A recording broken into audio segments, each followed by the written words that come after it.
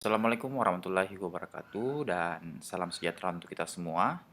Pada video kali ini kita akan membahas mengenai materi sistem keamanan jaringan, di mana materi ini akan menjadi tolak ukur di dalam sebuah sistem keamanan jaringan bersama saya Siaul Haq, Eskom MPD di program mata kuliah atau pembelajaran di sistem keamanan jaringan komputer. Nah, kita yang belum subscribe diharap di subscribe, kemudian di like, share, and comment, dan jangan lupa mengaktifkan lonceng. Baiklah, materi pertama ya ini tentang sistem keamanan jaringan, di mana kita ketahui bahwa sistem keamanan jaringan ini adalah merupakan sebuah sistem komputer yang terhubung ke dalam sebuah jaringan, di mana sistem ini untuk mencegah dan mengidentifikasi penggunaan yang tidak sah dari jaringan komputer, di mana langkah-langkah pencegahannya ini membantu menghentikan pengguna yang tidak sah yang disebut sebagai penyusup. Nah, untuk mengakses setiap bagian dari sistem jaringan komputer ini tujuannya adalah untuk mengamankan jaringan komputer. Untuk mengamankan jaringan komputer ini perlu juga mengantisipasi resiko jaringan komputer berupa bentuk ancaman fisik maupun logik. Nah, kemudian satu hal yang perlu diingat ya, bahwa tidak ada jaringan yang anti sadap. Nah, atau tidak ada jaringan komputer yang benar-benar aman. Kenapa seperti itu? Karena sifat dari jaringan itu melakukan komunikasi. Jadi ketika dia melakukan komunikasi berarti ada celah sistem yang akan terbuka. Nah, celah sistem yang terbuka ini akan dimanfaatkan oleh berbagai orang-orang yang tidak bertanggung jawab terhadap sistem tersebut. Nah, setiap komunikasi dapat jatuh ke tangan orang yang disalahgunakan ya. Sistem keamanan membantu mengamankan jaringan tanpa menghalangi penggunanya. Di mana ada dua elemen utama dalam membentuk sebuah sistem keamanan jaringan. Apa itu? Yang pertama adalah tembok pengamanan. Nah, kemudian yang kedua adalah rencana pengamanan. Nah, kalau tentang tembok pengamanan ini adalah bagaimana dia membentengi atau memberi fondasi terhadap seperti apa sistem keamanan yang akan ditawarkan. Rencana pengamanannya adalah memiliki step-step perancangan dan perencanaan seperti apa mengamankan sebuah sistem di dalam jaringan. Kemudian yang akan diimplementasikan bersama dengan user lain untuk menjaga agar sistem tidak bisa ditembus dari luar. Nah, jangankan dari luar, dari dalam pun agak sulit. Kemudian berikutnya adalah manfaat keamanan jaringan. Untuk apa sebenarnya manfaat dari keamanan jaringan ini? Nah, dapat menggunakan sumber daya yang secara bersama-sama. Jadi pada dasarnya cikal bakal jaringan ini adalah bagaimana bisa memanfaatkan sistem agar secara terintegrasi secara meluas ya untuk memudahkan proses pekerjaan. Nah, misalkan ini, seorang pengguna yang berada di 100 km ya. Kemudian bagaimana dia bisa bertukar informasi. Nah, cara bertukar informasi ini pasti menggunakan jaringan. Nah, di situ di jaringannya itu pasti akan memanfaatkan banyak celah-celah yang bisa kita manfaatkan pada saat proses penyadapan. Nah, ada beberapa juga konsep dari sistem keamanan jaringan itu. Antara lain adalah keamanan jaringan ini komputer sebagai bagian dari sebuah sistem informasi. Sangat penting untuk menjaga validitasnya dan integritasnya. Nah, pada dasarnya komputer ini terhubung ke jaringan mengalami ancaman-ancaman besar daripada host-host yang tidak terhubung kemana-mana dengan mengendalikan network security. Nah, pada dasarnya juga di dalam prinsip keamanan jaringan ini penyediaan network security adalah bagian daripada penyeimbangan antara open access dan security. Jadi dia harus mengkombinkan antara open access security-nya dengan firewall-nya. Nah, bagaimana prinsip keamanan dalam jaringan itu? Ada beberapa prinsip keamanan. Yang antara lain adalah kerahasiaan. Apa itu kerahasiaan? Berarti secret, berhubungan dengan hak akses untuk membaca data. Nah, di mana suatu sistem komputer, dalam hal ini sistem komputer dapat dikatakan aman jika suatu data atau informasi hanya dapat dibaca oleh pihak yang telah diberi izin atau wewenang. Nah, ini disebut sebagai rahasia. Nah, kemudian yang kedua adalah integritas. bagaimana antara hubungan dengan hak akses untuk mengubah data atau informasi dari suatu sistem komputer. Jadi yang diberikan saya kepercayaan untuk bisa merubah sebuah data atau sistem. Kemudian berikutnya adalah ketersediaan, ya, availability, berhubungan dengan ketersediaan data atau informasi pada saat dibutuhkan. Ya.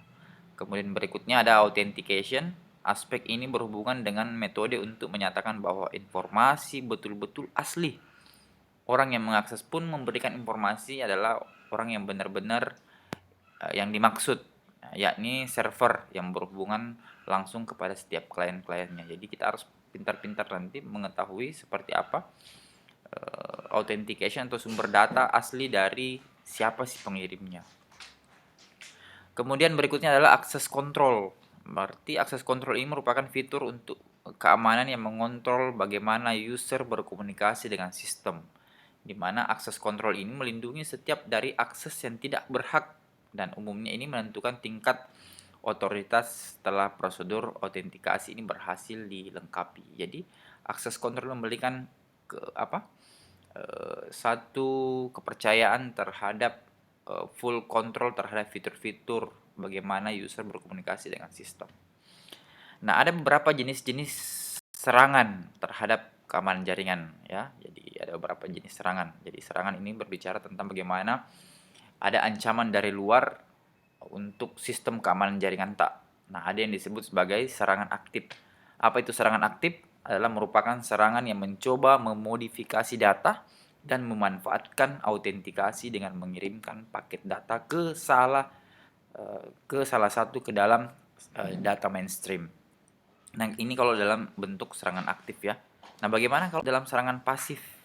Serangan pasif ini adalah sistem autentikasi yang tidak menyisipkan data pada aliran data, tetapi hanya memonitor pengiriman informasi ke tujuan. Jadi dia spy, memata-matai paket data, jadi kalau ada celah dia langsung ambil.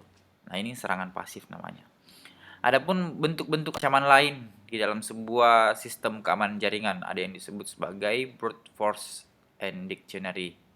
Nah, serangan ini adalah merupakan upaya masuk ke dalam jaringan dengan menyerang database, termasuk password, user, ya, user account, baik itu antara meretas sistematis antara angka, kombinasi huruf dan simbol. Ini dia mencocok-cocokkan ataukah menebak-nebak ataukah mencuri dari sisi aspek brute force and dictionary. Nah, untuk mengatasi serangan keamanan yang dari jenis seperti ini adalah seharusnya Anda perlu juga pengamanan yang disebut sebagai pengamanan berlapis. Nah, ada juga denial of service atau DDoS. Denial of service ini adalah salah satu ancaman keamanan jaringan yang membuat suatu layanan jaringan jadi macet atau istilahnya adalah hang ataukah membuat sistem ini melambat. Pada dasarnya misalkan kita mendapatkan sebuah sistem, ya, sistem komputer yang terhubung ke internet, spesifikasinya tinggi, memorinya tinggi, kemudian prosesornya tinggi. Tetapi pada saat kita jalankan ini menyerupai sistem ataukah yang di bawah dari prosesor yang sebenarnya. Ini bisa saja ada ancaman ataukah sistem keamanan mulai mulai teridentifikasi. Nah, biasanya ini masuk dalam bentuk serangan denial of service atau DDoS. Kemudian ada beberapa jenis DDoS, ya. Yang pertama adalah Distributed Denial of Service atau DDoS, yang menyerang berhasil mengkompromi dengan layanan sistem dan menggunakan sebagian pusat untuk menyebarkan serangan. Ada juga Distributed Relative Denial of Service atau DDoS. Ini memanfaatkan layanan internet seperti protokol update DNS router. Ada juga membanjiri kita dengan sinyal SYN, komunikasi protokol termasuk TCP/IP yang dia serang. Ada juga smurf attack. Nah, smurf attack ini sebuah server yang digunakan untuk membanjiri korban dengan data sampah atau file-file sampah. Ada juga ping of the dead. Nah, ping of the dead ini adalah serangan ping oversize dengan menggunakan tools khusus. Jadi ada aplikasi-aplikasi khusus yang dipakai untuk menyerang kita. Yang kemudian berikutnya adalah juga stream attack, terjadi saat banyak jumlah paket yang besar dikirim menuju ke port sistem korban. Jadi ini membanjiri kita di dalam port-port. Ada juga spoofing. Spoofing attack ini terdiri dari IP address dan not source yang dikirimkan. Ternyata IP address-nya adalah dari penyusup.